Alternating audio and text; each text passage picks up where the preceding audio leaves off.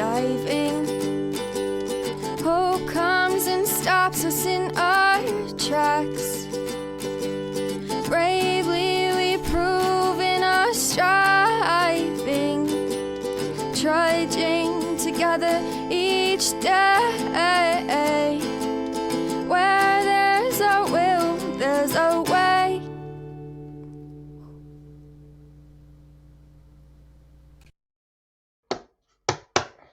Good morning.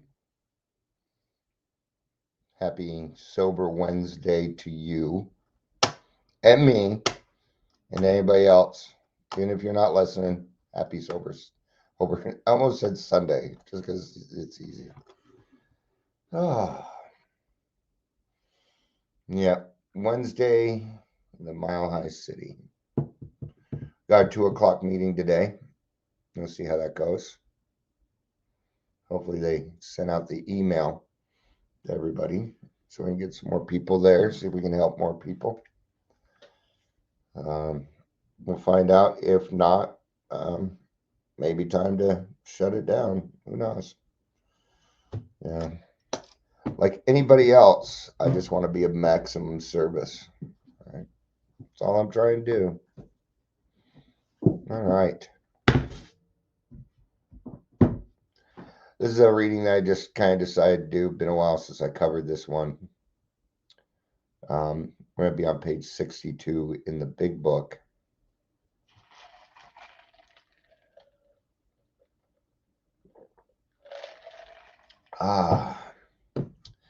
Ebb and flow, my friends. That is life. People come and go. Most of them go. Welcome to Daily Trudge. My name's Dion. Hope you're having a good day. If you're here, please say hello, whether watching the live or the rewatch. We don't have anybody here yet. I'm sure some people will start to pile in as we go along. So I think we might usually go back. I think we're going to go back a little bit here. I think we're going to go back to page 60. All right. We're going to start right after the ABCs. So the part that we read in the meetings, we get to the ABCs, and then, yeah, so right after that. You can probably see it right on the page. It says ABC. Thank you, here. All right. Being convinced. We're at step 3, which is that we decide to turn our will and our life over to the care of God as we understood Him. Just what do we mean by that? And just how do we do it? Hi, Amber. Happy lunchtime. Do you like that lunchtime live? Why do people suck? I don't know, but I'm kind of feeling that way right now, too. Maybe it's just a Virgo thing. That was my cat. Yeah, that was my cat. So here, meow. Meow. Come on, a loud one so they can hear you. Meow. He's already purring. And now I have to pet him because I'm saying his name. All right. So what do we mean, and just do what do we do? The first requirement is that we be convinced that any life run on self-will can hardly be a success. On that basis, we are almost always in collision with something or somebody, even though our motives are good. Yeah, even when I was drinking, I thought my motives were good. That's part of the denial. It's part of the denial of the disease.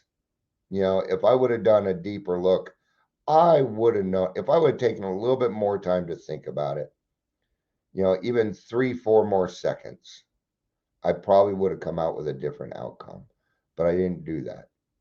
I just took whatever came to my mind first as the alpha omega, as that's the decision being made. I didn't have any thought process behind it. but yet I still might thought my motives were valid, that they were good, and they were not. And then the frustration would come, if they would just listen to me, right? So most people try to live by self-propulsion. Each person's like an actor who wants to run the whole show, is forever trying to arrange the lights, the ballet, the scenery, and the rest of the players in his own way. If his arrangement would only stay put, if only people would do as he wished, the show would be great. No, it wouldn't. Even if all these people did everything that I said, no, it wouldn't have come out great. Because I think I know what I'm doing. But that doesn't mean that I do know what I'm doing. Right? So the show would be great. Everybody, including himself, would be pleased. That's what we'd like to think anyway. Life would be wonderful. Trying to make these arrangements, our actor may sometimes be quite virtuous. He may be kind, considerate, patient, generous, even modest and self-sacrificing. On the other hand, he may be mean, egotistical, selfish, and dishonest. But as with most humans, he is more likely to have varied traits. Now, the problem is the overdone of the emotions. That's the problem in this case. As an alcoholic, I tend to overdo my emotions. I still do. I do. There's something I've been sitting on for a couple days, waiting for the right answer. It was something I didn't want to do on an emotional level. Wouldn't be the right way. Sometimes I do, though. Usually when I do something on an emotional level, I tend to need to make amends.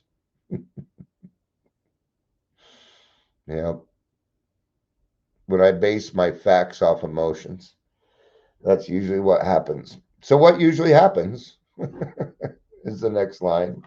Well, the show doesn't come off very well.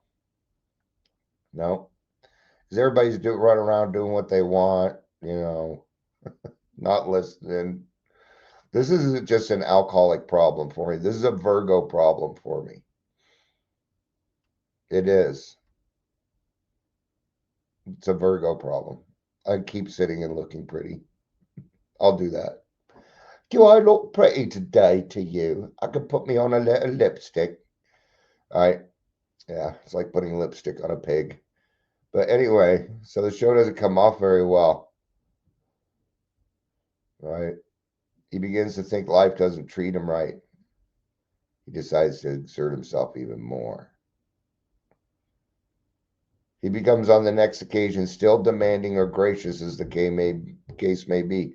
Still, the play does not suit him. All right. So, yeah, I kind of like things in their place for the most part.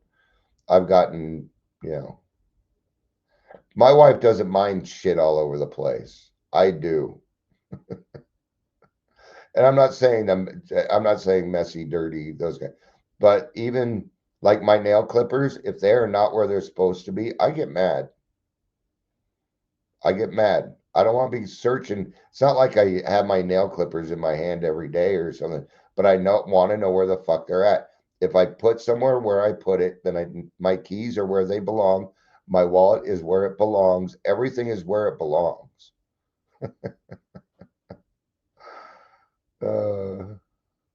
Lipstick is blush these days, I guess. Are they using lipstick for blush now? Yeah, all right. If that's what you want. Admitting he is somewhat at fault, he is sure that other people are more to blame. He becomes angry, indignant, self-pitying. What is the basic trouble? Is he not really a self-seeker even when trying to be kind? Yes, the answer is yes. But try getting an alcoholic to see that. Even an alcoholic who's done the work. Guy going through something right now that's kind of like this. All right. I think some people are starting to think that, this is what it comes down to. I don't like it when people assume what I'm doing. I don't know that you appreciate that either. And just take it on as fact without talking to you. Yeah. It's not cool. Right. People kind of stirring shit up in the group chat. This is an attraction, not promotion. And that stuff doesn't belong in chat. Creating division in the group, that kind of just pisses me off more than anything else. Does it? Well, it doesn't piss me off. It upsets me. It makes me wonder why you would want to do something like that. Right?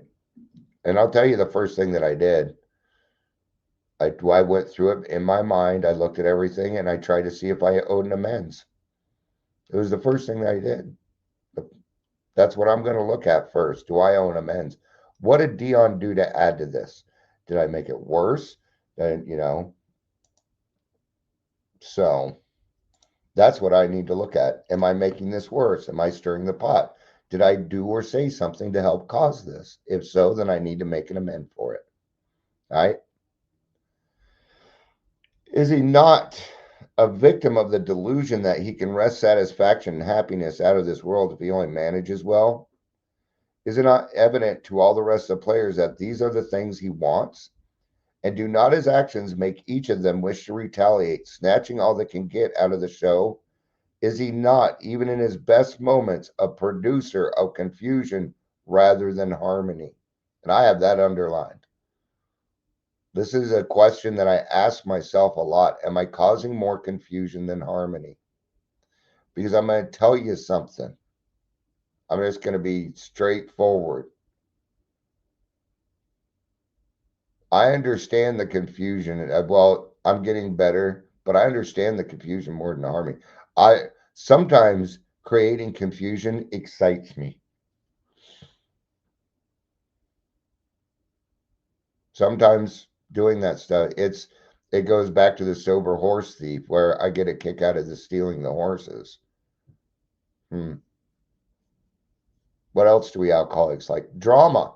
We not only do we like other people's drama, we like to create drama. Yes, that's a we thing, man. We alcoholics think alike. In fact, I hear my mom saying it in the meeting yesterday. We all think alike. We are different, and it's okay. Be different. I really appreciate her saying that. Yeah. All right. So I have to check that. And if I've caused more confusion than harmony, then I probably owe an amends. Right? I don't always mean to cause confusion. At the same time, sometimes I feel like I explain things perfectly fine, but some people just don't want to hear it and they create their own confusion. Well, that's not on me. They say assuming makes an ass out of you and me. I didn't assume. It does not make me an ass. You can be an ass all you want, but don't include me on your assery. No. Okay, I will decide my own assery. Thanks. I don't need you to do that for me. I'm perfectly fine at doing it myself, all right? Our actor is self-centered, egocentric, as people like to call it nowadays. You know what we call it now? Toxic. That's what we call it. You'd be labeled as toxic. And personally, I think toxic is just name calling. That's what I think. Of course, calling somebody self-centered, egocentric is kind of name calling too.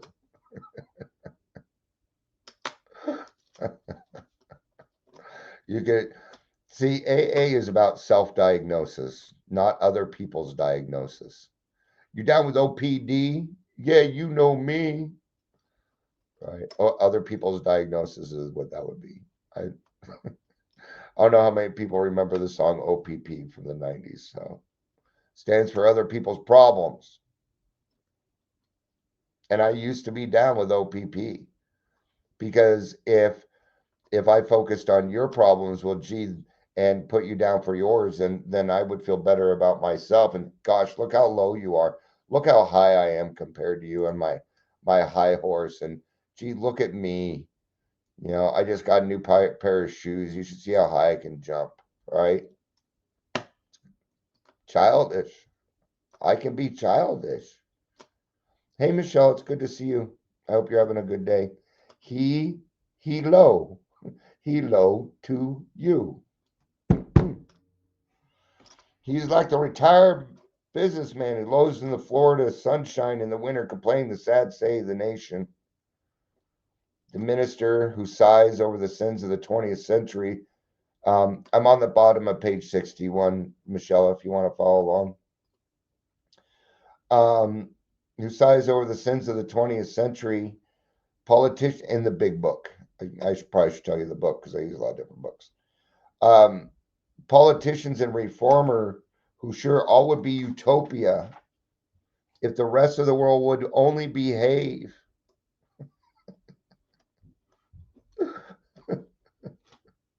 You think you're going to get the world to behave?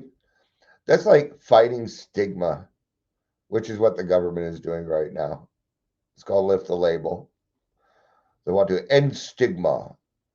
Now, this is just another thing that they've created to start a fight for division. Yeah, it's a government recovery program. And they make it look like, oh, it's for anybody. And then you go there, and all they have listed there is opiate use. They don't even talk about alcohol anymore because they don't have any money for it. So therefore, to them, it's not anything. Okay. That's why we have these other programs. We don't have to worry about that. We've got what we need here. All right. So anyway, the outlaw safecracker who thinks society is wrong to him, and the alcoholic who has lost all and is locked up. Whatever our protestations are not most of us concerned with ourselves, our resentments, our self-pity. I would have to say, yes, I am more concerned with my own. Yep. It's how I'm built. I cannot help it. It's my actions that are going to decide this. I'm still a selfish fuck. My DNA has not changed. We think a certain way. We alcoholics think differently. I don't know how many times I can say that. Probably a lot. And even then, a lot of people aren't going to believe me. Right? It's okay. One day you'll figure it out. Right? Why you think you feel so distant from a lot of other people, especially when you get into the program and start seeing the truth about things. When you work with the truth, man, you see life differently. You really do. All right. But even now, I am more concerned with my resentments, my self-pity. That's why I do so much service work. It interrupts that. And then I don't stay there anymore. See? Just a trigger. And since I have, since I do everything that I can, take responsibility for my triggers, now I have power control over that. I don't allow my emotions to continue. Not all the time anyway. I'd say I'm at a solid 87%. All right. Selfishness, self-centeredness, that we think is the root of our troubles. They're being nice here. That we think is the root of our troubles should actually be, that is the root of our trouble. That is the root of your trouble. It's the root of my trouble. It's the root of every alcoholic's trouble. Because selfish and self-centeredness stem from, driven by 100 forms of fear, self-delusion, self-seeking, and self-pity. We step on the toes of our fellows and they retaliate. There it is. The root of our trouble. It's not by accident that fear leads that. If I'm walking around with fear, not only am I walking around with fear, but then I'm walking around in a disillusioned world. I will not see it. And we're talking about still being on, being on the alcohol, But an alcoholic doesn't need the alcohol in order to live in a disillusioned world. He just needs not grow his spirituality. He just need not do anything about it. And you'll continue like that. Even after the steps, you can slip. Here's the thing. You can slip back into this. This is how we are naturally. That's what's weird about us. We are intentionally nice. We are intentionally kind. That's like thinking that an AA meeting is a safe space. No, everybody in there is judging you. We're alcoholics. I know I'm being judged. What they do with that is their own business, though. That's where that boundary comes in. Because I too also have intrusive thoughts about other people. And what I do with them is clear them out. I got to look at it a different way. I got to give myself a little bit of time to take a look at the situation. All right. Self-seeking and self-pity. Self-seeking is a human thing. I'm going to tell you this.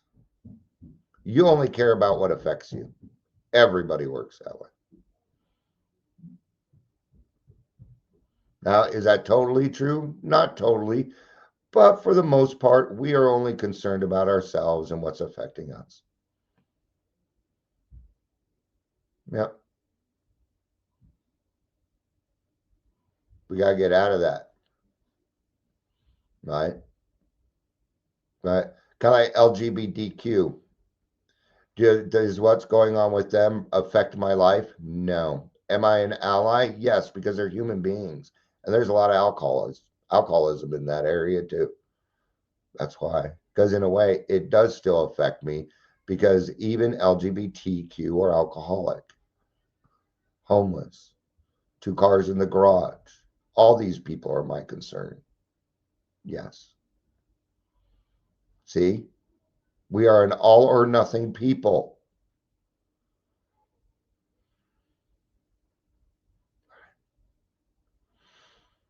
So sometimes they hurt us with seemingly without provocation.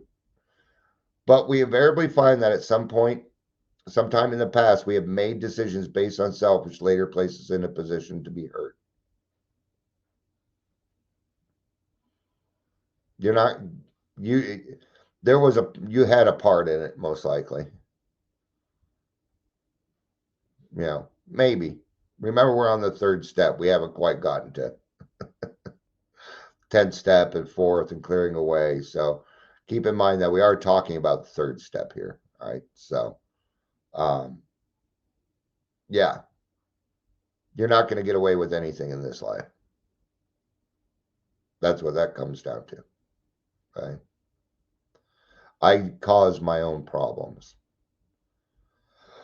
All right. Do my problems sometimes come from outside forces? Yes, but that's not the problem. That's the opportunity. I'm the one that turns it into a problem. That would be me. All right.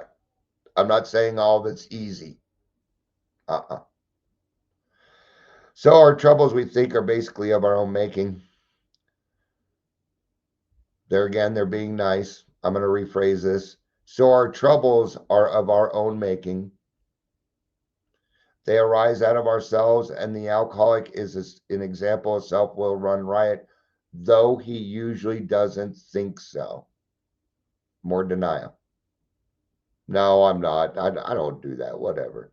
Please, we alcoholics contradict ourselves constantly. Constantly. Right? I know I did. And I didn't care. It was how I would, it was however I needed to manipulate at the time to get what I wanted, alcohol, and to be left alone. I wanted to be left alone. I might want your companionship for a minute, but then I might want you to leave. So I was when I was drinking. I want you taking my alcohol. Unless we're having a good time or whatever. Yeah. You can watch me play video games if you want it. All right. Many of us had moral and sorry, I apologize. Above everything, we alcoholics must be rid of this selfishness. We must, or it kills us. That can happen a lot of different ways. Alcohol is not the only situational thing in this that's going to stop you, or that's not going to kill you. Heart attacks, strokes, all sorts of disease. that stem from alcoholism. Alcoholism creates more physical disease than anything else out there. Yeah. Still does, even to this day. Fentanyl doesn't do that. It just kills you. Right? And there often seems no way of entirely getting rid of self without his aid. I don't know of anybody that can't entirely get rid of self without his aid. I don't think there's a person on earth that can do that. I don't believe it. I've just seen too many situations. There again, that's not hard and fast. If I see something else, I might change my mind on that. Who knows? And there often seems no way of getting rid of self without his aid. Many of us had moral, philosophical convictions galore, but we could not live up to them, even if we would have liked to. Neither could we reduce our self-centeredness much by wishing or trying on our own power. We had to have God's help. All right, I'm going to do this last paragraph, and we'll go ahead and wrap it up. So that way Amber still has at least a little bit of free time for her lunch. This is the how and why of it. First of all, we had to quit playing God. It didn't work. I like the way Amber's been saying it lately. All I really need to know is I'm not God. That's all I really need to know. I'm not him, her, it, whatever it is. I don't know. I don't know. God has a gender. We presume that he's male, so I'm just used to saying he. Fuck, I don't know. Right? That's all I really need to know, that I am not God. That is probably the best place to start. And that is a start. That is a beginning. See, I've been carrying around faith. I've been objectively faithful to myself in my drinking. You know, I used reason as faith, but I had faith in it. Oh, lunch was over 11 minutes. Oh, you can tell how long it's been since I've actually had like a real job. Lunch is 30 minutes now. That's not enough time for lunch. 30 minutes is not enough time for lunch. All right. All right. So anyway, maybe it is. I guess if you're just eating lunch, but I do more than that during lunch. So, right.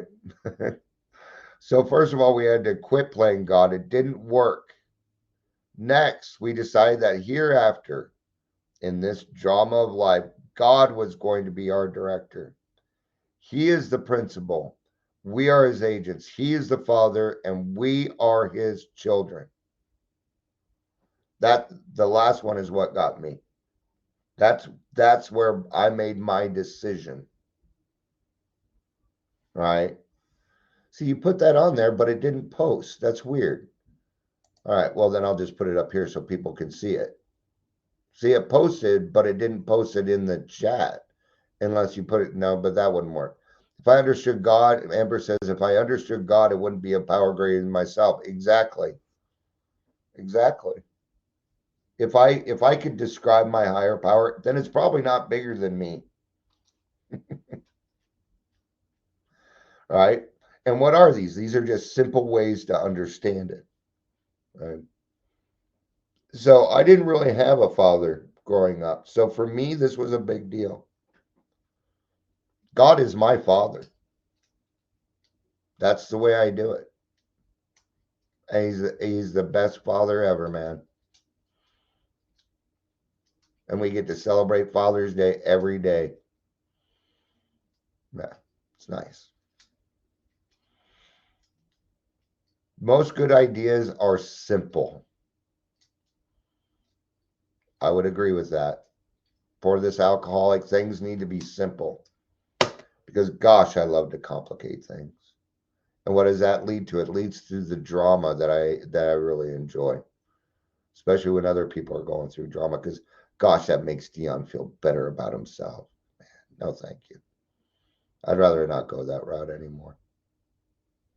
So So most good ideas are simple, and this concept was the keystone of the new and triumphant arc through which we pass to freedom. So steps 1, 2, and 3, you are creating an arc, okay? And that arc, wait for it, wait for it, wait for it. That arc is the door of willingness. Do you catch it? Are you catching it? Right? You had the key of willingness, and it fits the door of willingness in which you're going to walk through a free man. Steps 1, 2 are the rocks on the side of that arc. The keystone, step 3, is what holds it all in place. Now that you have this arc, the door appears and you can use your key of willingness. But you did it. Good job. I just caught that myself. Either that or I'm making it up, but that's what I caught on that one. So new to you, new to me. If you want to steal it, go for it. But it makes sense to me, at least at this moment in time. I might be wrong, but I'm not. Oh man, to grow up in the 70s around like Archie's family and data time, yeah.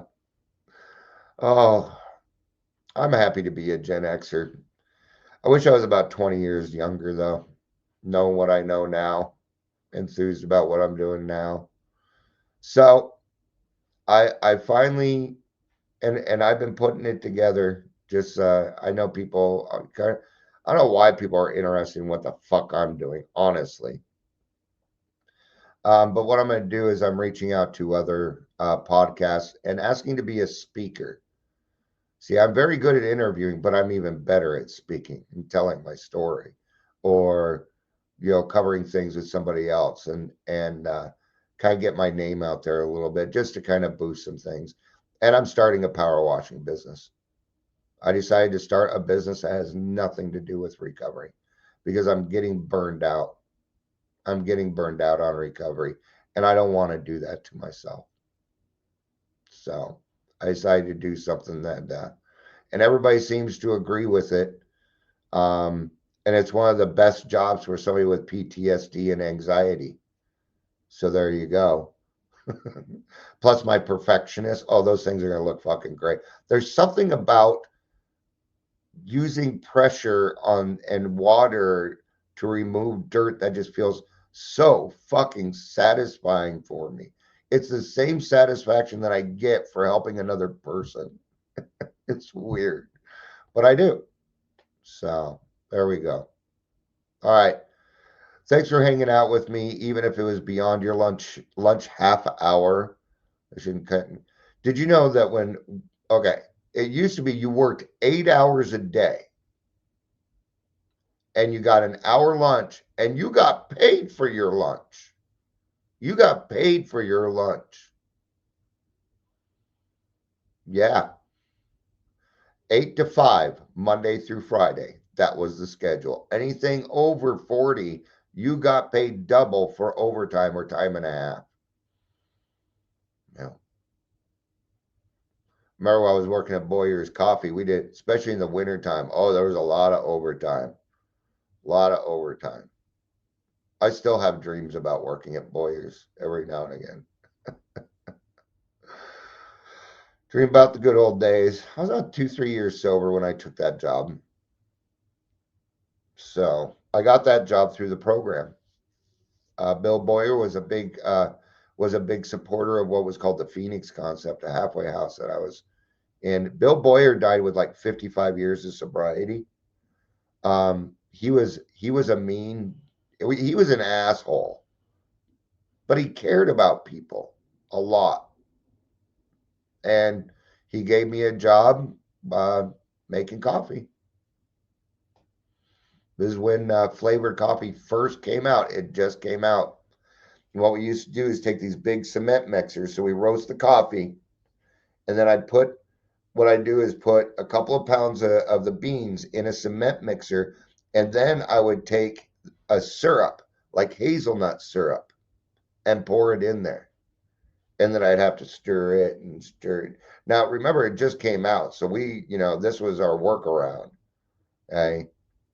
And I hated it. It's the reason that I won't drink flavored coffee today. I can't stand the smell. I'd go home because that syrup got in your pores, and you could not get it out. So, overtime is if you want to work more than 12 hours in one day. 12 hours? Is that how it goes now? See, that's exactly why I would not work for somebody. There's no way I would be. There's no way I would accept that. No. So, all right. Thank you everybody for being here. Not sure if I'll be back again later or not. As we got Wednesdays are kind of busy because I do the in-person meeting. And I want to write over there, say, hey, did we get the email out? If they didn't get the email out, I don't know that I'm going to spend any more time because it's also costing the group money to do it now. And I don't no, we have, but if people show up and it's worth the money, then cool. But if nobody's showing up, then it's not worth the money, and that money could be put somewhere else. I mean, it's just how it is, man. All right. Thank you for being here. I appreciate it. I love you. You know I do. Peace out and have a day.